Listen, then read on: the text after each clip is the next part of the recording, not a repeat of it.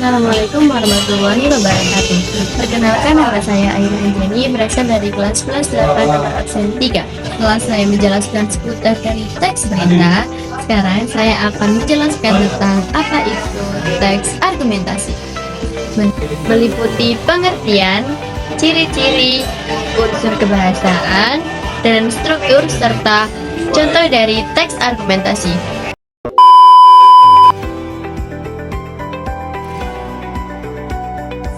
Jadi, apa itu definisi dari teks argumentasi?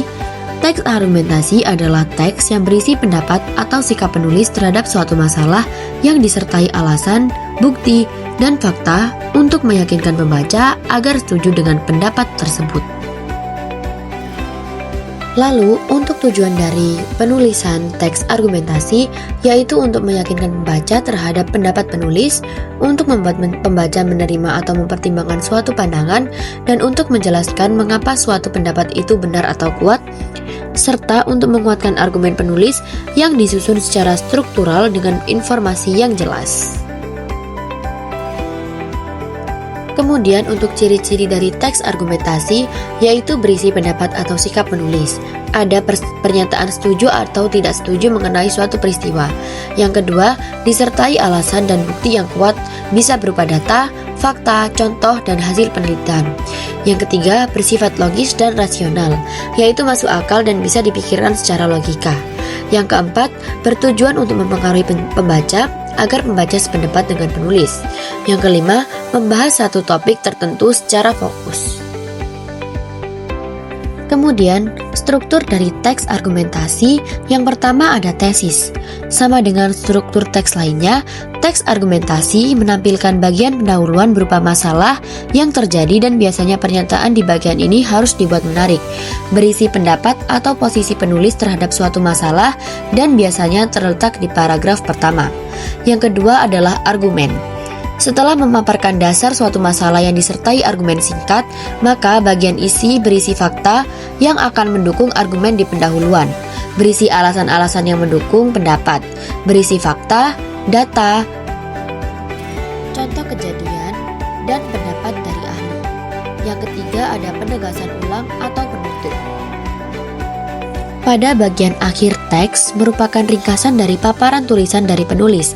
Biasanya di bagian ini, penulis membuat kalimat yang lebih ringkas dengan menambahkan pemikiran yang logis agar dapat diterima oleh pembaca. Kemudian untuk kaidah kebahasaannya sendiri ada kata yang menyatakan pendapat, contohnya menurut saya, seharusnya, sebaiknya, dan seperlunya. Yang kedua adanya konjungsi sebab akibat, contohnya karena, sebab, sehingga, akibatnya, dan oleh karena itu.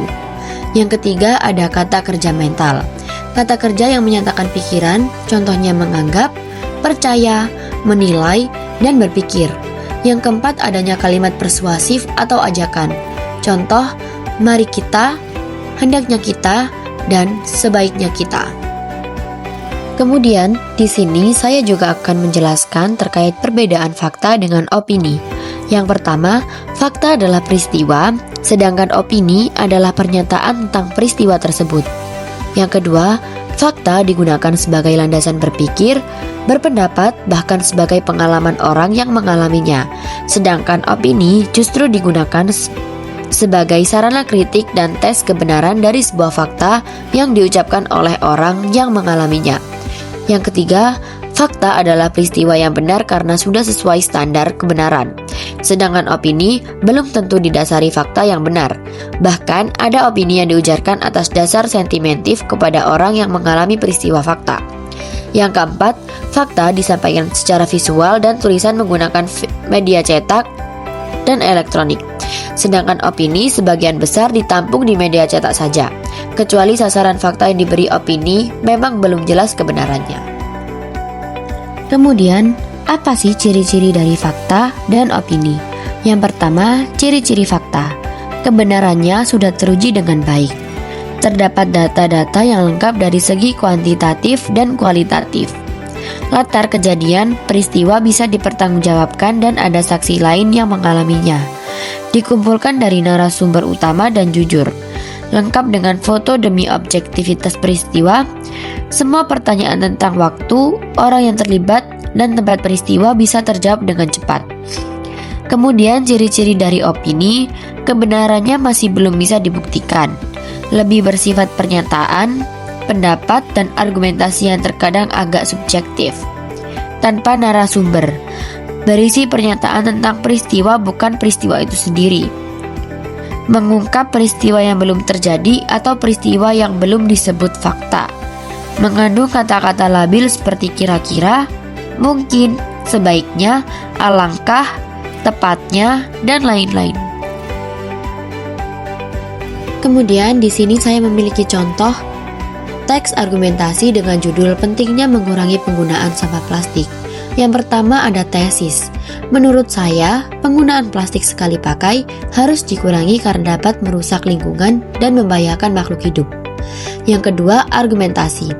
Plastik sulit terurai dan bisa bertahan ratusan tahun di alam. Akibatnya, banyak sungai dan laut tercemar oleh sampah plastik. Selain itu, hewan seringkali memakan plastik karena mengira itu adalah makanan, sehingga banyak yang mati karena tersedak atau keracunan. Di sisi lain, penggunaan plastik juga berdampak buruk bagi kesehatan manusia. Zat kimia dari plastik dapat mencemari makanan dan minuman, terutama jika digunakan untuk makanan panas. Yang ketiga ada penegasan ulang atau kesimpulan. Oleh karena itu, kita sebaiknya mulai mengurangi penggunaan plastik dengan membawa tas belanja sendiri dan menggunakan wadah yang bisa dipakai ulang demi menjaga lingkungan dan kesehatan bersama.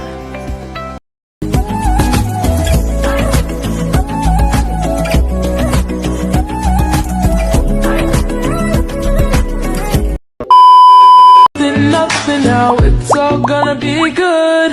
So please, like you know you should.